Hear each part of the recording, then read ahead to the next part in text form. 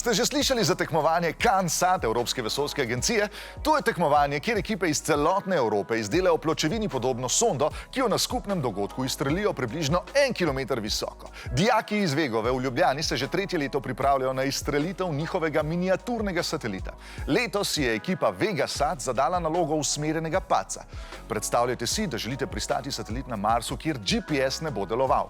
Sonda ekipe VegaSat bo lahko na podlagi signala, ki ga sprejme od 3 oddajnikov, locirala območje pristanka.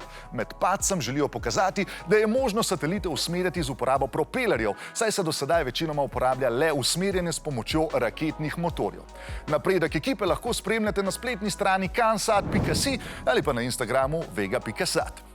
Če vam sedejo znanstveno-fantastične scene, potem je zunaj malo morje nadaljevank in filmov, ki si jih morate ogledati.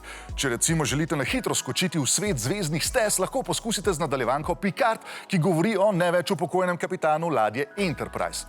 Lahko začnete tudi z bolj lahkotno animiranko Star Trek Lower Decks ali pa Star Trek Discovery. Pa kmalu pride še en nov film, pač absurdno veliko je tega. Če vam sedajo podcasti in animeji, poslušajte slovenski podcast o animejih z naslovom Gaiden. 4 modelčki razpredajo o japonskih animirankah, mangah in drugih zadevah povezanimi s tem delom geekovskega sveta.